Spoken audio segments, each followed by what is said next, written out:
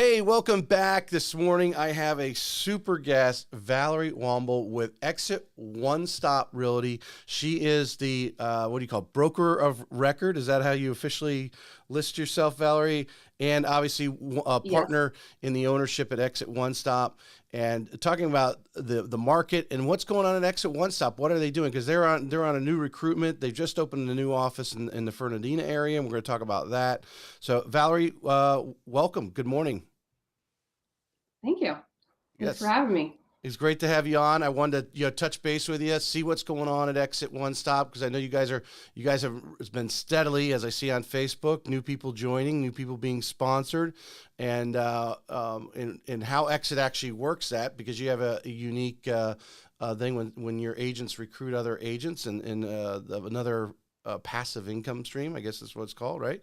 And then Yeah. what's generally going on in the market. So I'd like to start off with the market, and then we can lead into Exit One Stop. What are you seeing right now? What are you working with as far as your agents and their in your team meetings, and what are you talking about? Because obviously the market has changed over the last 12, 18 months to where we're at now.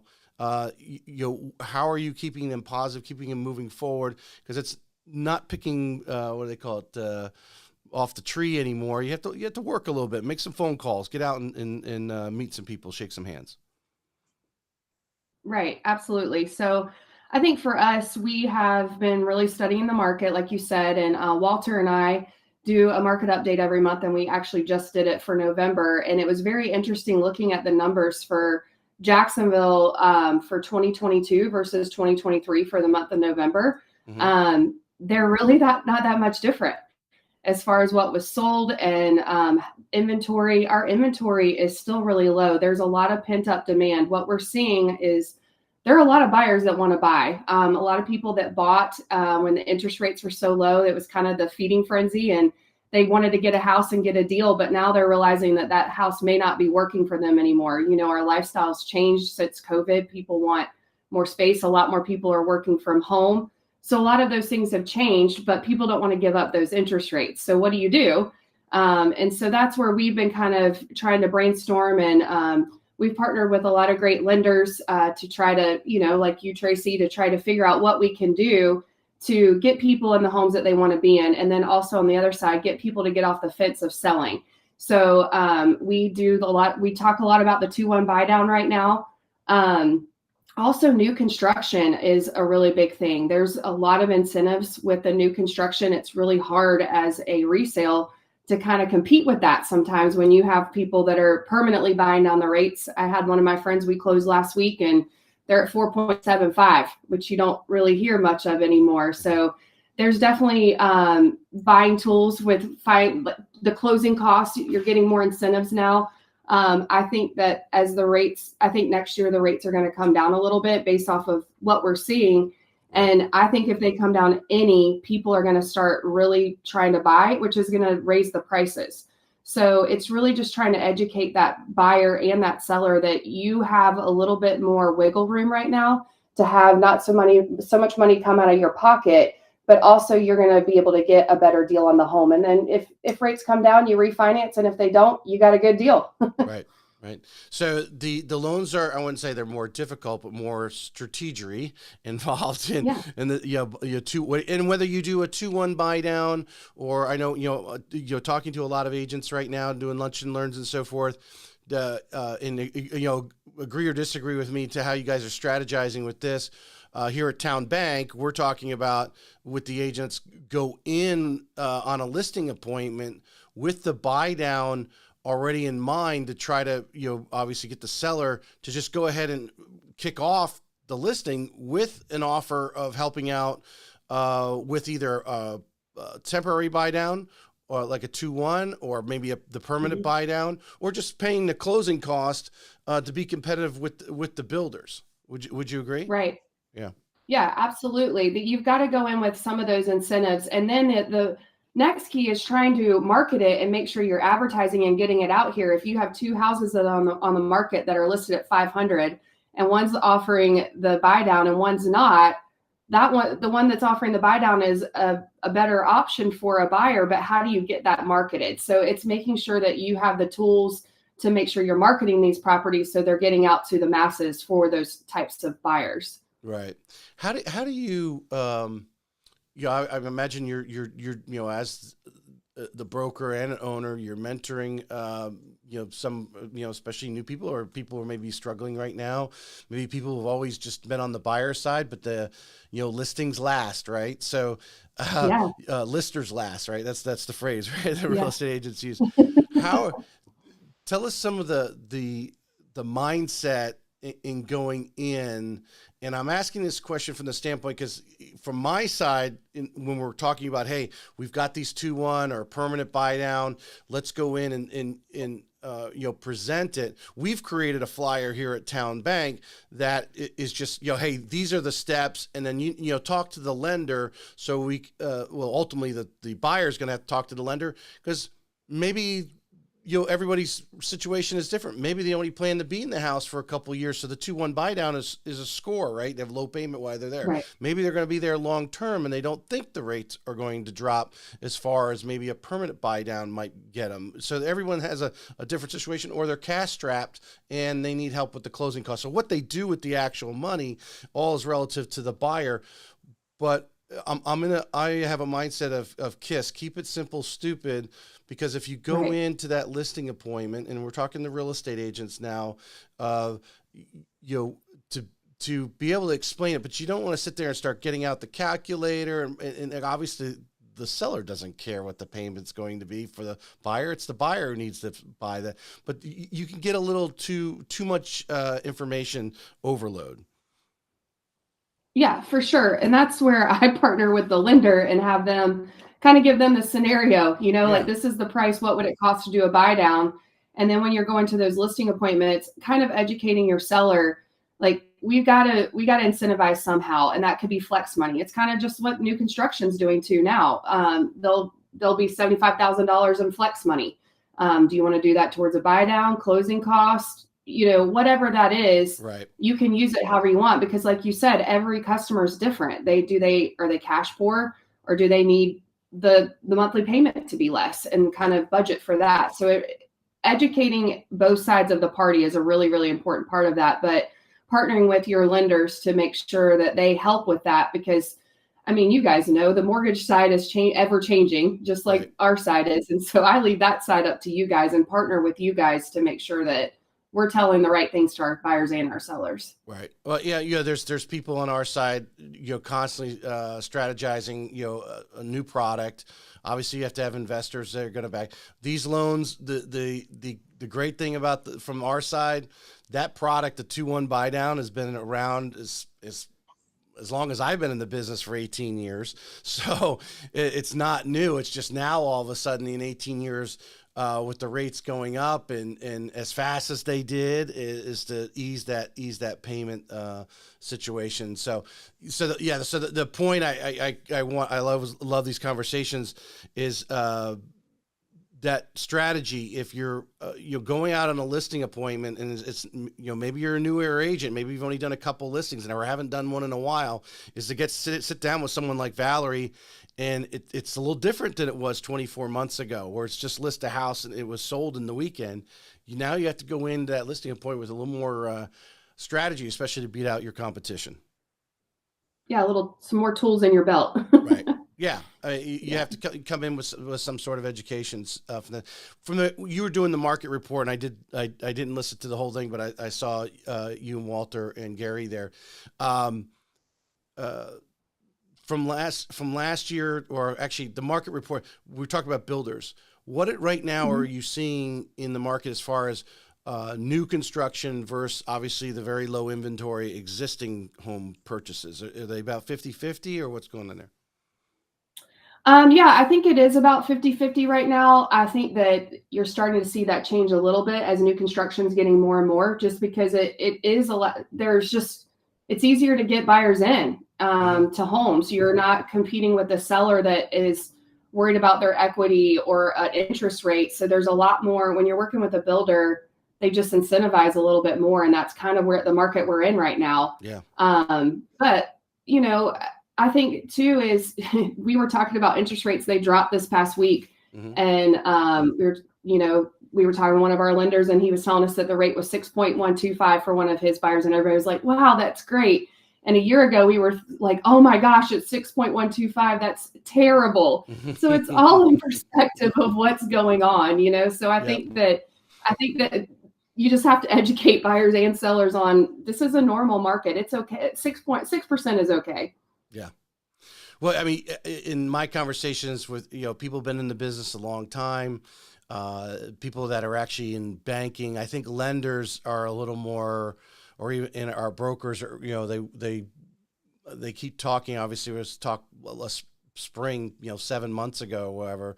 Oh, some of one of the, I won't mention his name, but he's very, very well respected in the financial industry, and rates will be back down in the fives.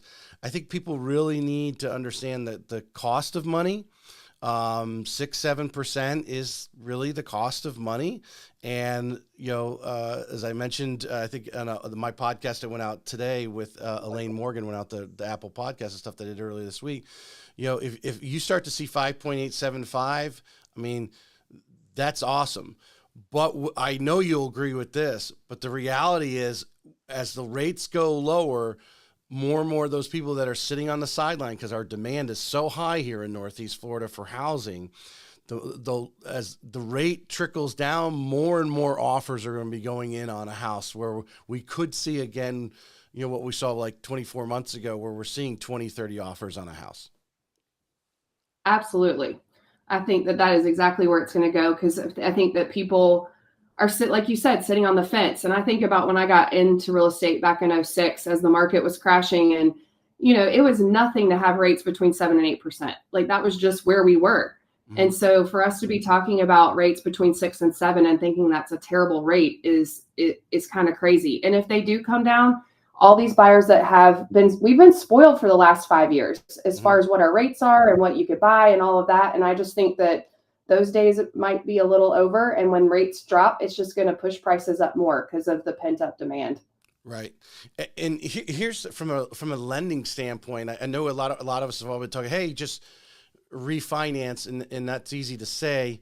But from the buyer who may buy now because they found the home they really like, they're willing to pay the higher interest rate and hoping that the rate might go down, or they do the 2-1 buy down. And what's great about the 2-1 buy down, as you know, that difference in interest is put in escrow. So if it's a 2-1 buy down and 6 months from now, rates are 5.875, and you had locked in at 7.5 a month, a couple weeks ago, to refinance that, you're going to get back that what's left over in that escrow that wasn't spent, because it was 2 years of interest that's in that escrow account that's offsetting your payment.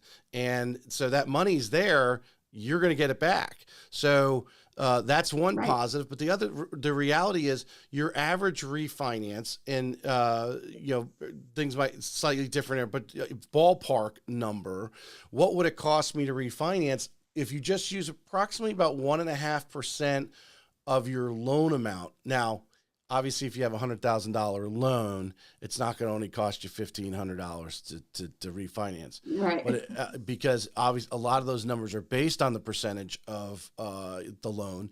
But if you're talking like a $300,000 loan, you're talking probably about $4,500 gauge of what it's actually physically going to cost you. Now, if you're escrowing and you're going to put that money, you may need to bring that money to closing, but whatever's in the current escrow account now would be reimbursed to you from the current servicer, that sort of thing. So I think you would agree with this. I'm putting this out there as this thought came to me. If those rates do drop to 5.875, who knows whether it's next month, July, and you're now locking in at, let's say, a high 6% interest rate, that refinance of 1% on a $500,000 loan is going to be a few $100s in your payment. The reality is you're only talking $5,000-$6,000 maybe in refinance costs, but if you don't buy today, that price of that home could go up $20,000. Absolutely. Yeah. And I think that that's what we'll see. Just like you said, 24 months ago, we were if you didn't have cash in hand and you weren't doing appraisal waivers and those type of things, you weren't getting a home. I mean, that was just kind of the market that we started getting to, is so many people were getting bought out because if you don't have cash on hand, cash is king, right? And so if Mm-hmm. you didn't have that, you were kind of getting pushed out, where the average buyer does not have that type of money sitting around. So this is the opportunity for you to purchase a home, get your closing costs paid, maybe have the 2-1 buy down or whatever that looks like for you. And then as the market shifts, you're in the house that you want to be in. And then we shift the rate, Right. however, whatever comes up, but you're locked in for now. And like you said, you're going to have equity in your home, I think, in the next year or two for sure. Yeah. I don't know how, we don't know how far, the Fed says certain things, but personally, I don't trust a lot of the numbers. Mm-hmm. Sometimes I think it's just spin. We're in that world right now. They said, "Hey, how do they know that they're going to drop it 3 or 4 times? They don't know how the market conditions are, the inflationary numbers. I still, when you're paying $20 for a pound steak, we're it doesn't feel good going to the grocery store. So those numbers Right. are hurting, but maybe they do, maybe they don't. I think people need to, if you need to move, you need to either move into the area or you need a bigger house because maybe you had a new child or something of that nature, whatever it is.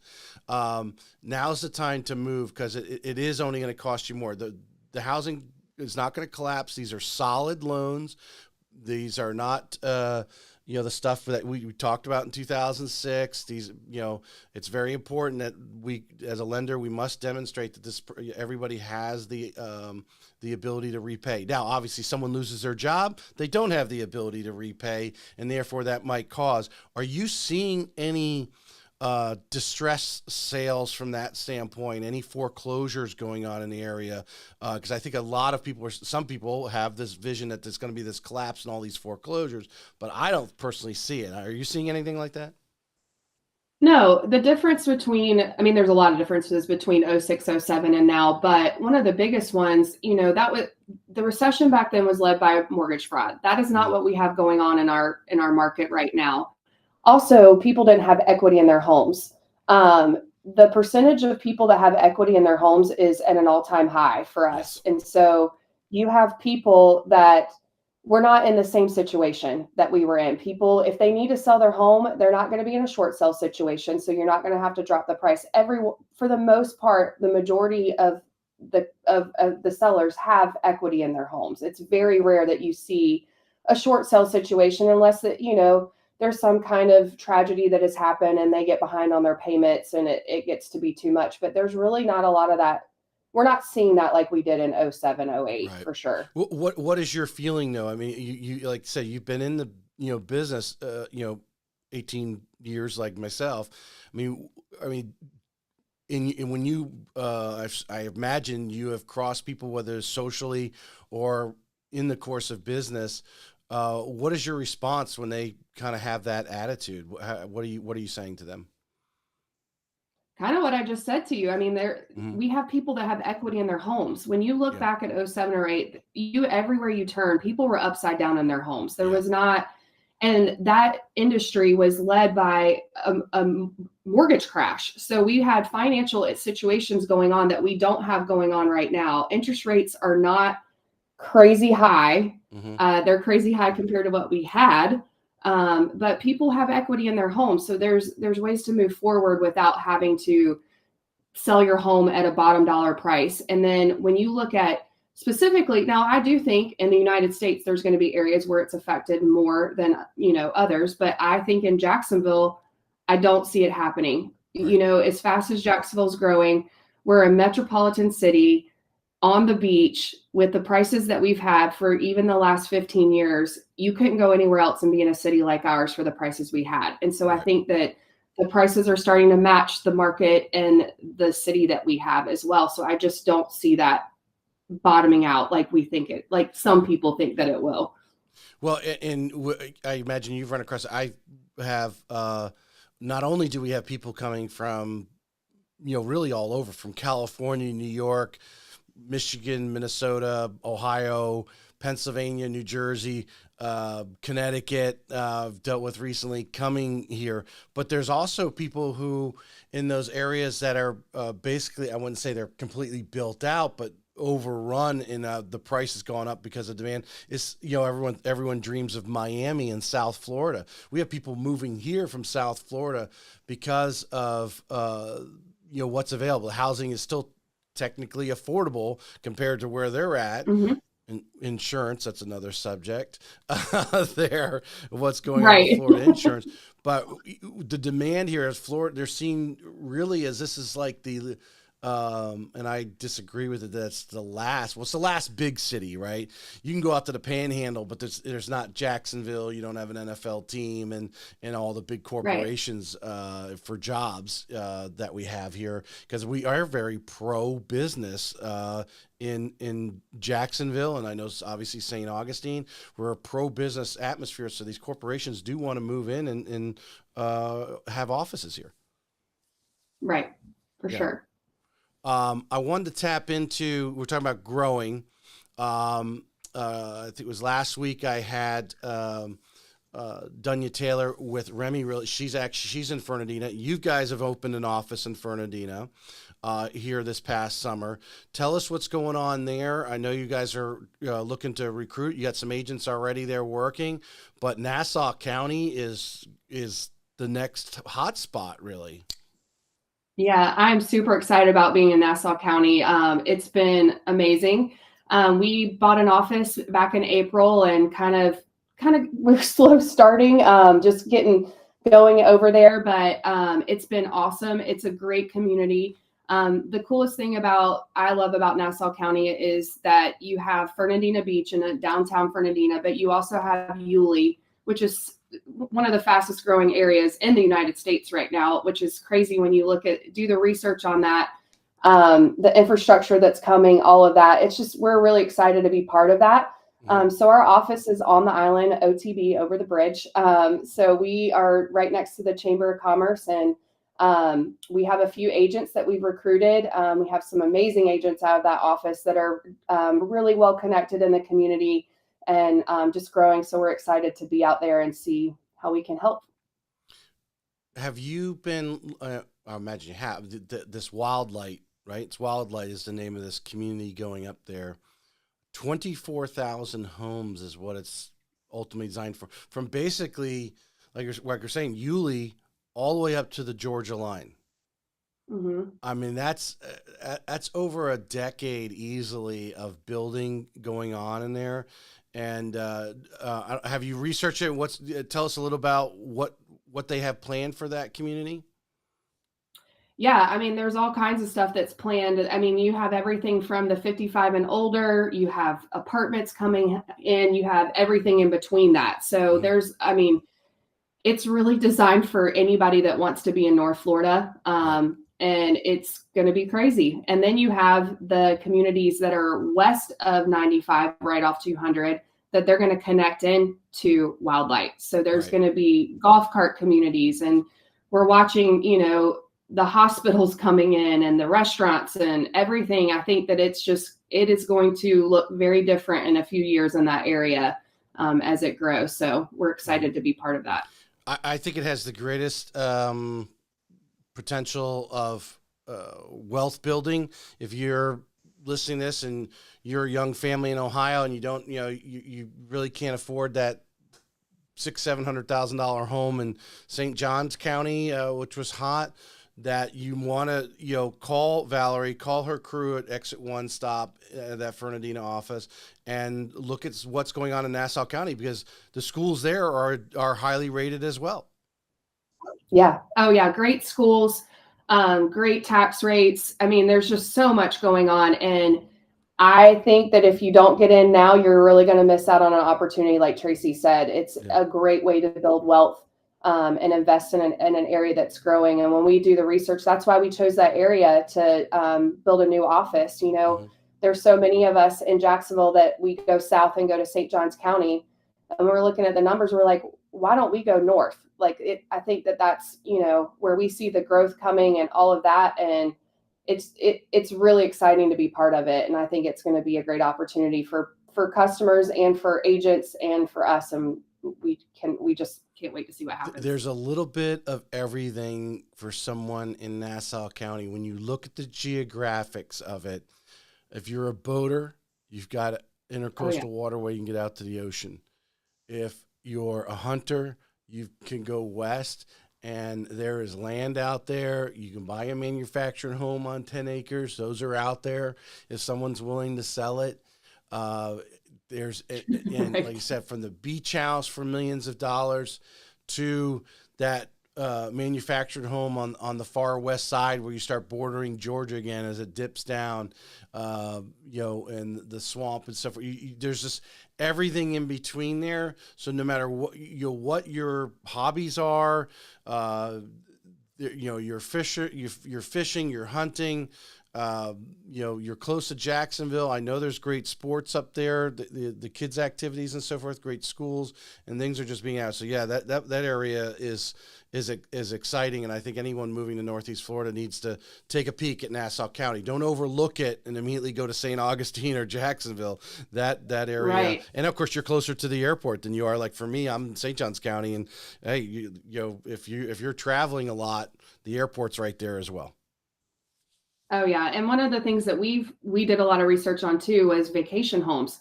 It's one of the top places to buy your second home because we have great beaches in Fernandina and Nassau County. So we actually opened a short-term rental division of our office as well, where we can manage those. And we partnered with a program that will show you it's kind of your DNA of what you can get from having a short-term rental and your occupancy rate, if you want to have it where you're there half the year and then you short-term rent it the rest of the year. There's all kinds of opportunities for that. So it's a great place to invest, whether you're a first-time home buyer wanting to live in Yulee, or you want to start investing and have a retirement home or somewhere that you can have a little extra income, but a place to vacation to. It's really great. Great added value to working with Exit One Stop. Whether you're an agent who obviously wants to be involved in that and sell those types of properties up there, or obviously a buyer investor who needs someone to find those properties for you and then take care of them when you're not there. So that's a great value. I want to round up because I always try to keep these to about 30 minutes. Valerie, I know you guys are recruiting, as I think every office is recruiting at some level or another, but you guys are really on a growth. This office in Fernandina has a lot more room to expand and so forth. You guys are on the move. Tell us some things that your elevator pitch on what you, Walter, and Jan, the owners of Exit One Stop, are bringing as a value for agents. And then obviously you guys are always talking about the residual income. Make a statement about that as well. But why should an agent give you guys a call if they're looking to make a move, looking for a new value, or obviously a new agent coming in, consider Exit One Stop? Yeah, so we base our office and our company off of 3 words, and it's TIE, and we do trust, initiative, and expertise. We want to be the agency that you trust as owners of the company. As agents, we want you to trust us, and that we want that to trickle down to your customers. Initiative, there's the ever-changing market. We want you to take the initiative and make sure that you're looking after your customers, and we're looking after you guys in expertise. I think that we do a phenomenal job of training our agents, whether you are brand new to the business or you are an experienced agent just looking for a change. We kind of cater to you as much as we possibly can. As a new agent, if you're just getting your license, we have a mentorship program that we put you through. You have a mentor that holds your hand from day one to get you going in the business. We want to see you succeed. When Walter and I look back at how we made it in business, we both had mentors. And so that's a program that we implemented for new agents. And then experienced agents, there's all kinds of opportunities for you to help us train our new agents, but also if that's not something you want to do, we do provide support. I know that when you're an experienced agent, a lot of times you're like, I don't need all the training, I just need support. We have a full-time staff down to our own marketing department that helps you with your advertising, social media, all the things that sometimes can bog you down. So we have tons of opportunities, and now we have 2 locations as well. So we're close to the beach in south side of Jacksonville. And then we have our office in Fernandina Beach. So we're kind of covering a large area right now. And between 3 owners, we're able to split that and divide and conquer. And we would love to talk to anybody that's looking to make a move. And then, as Tracy said, we kind of have a different piece with Exit with residual income.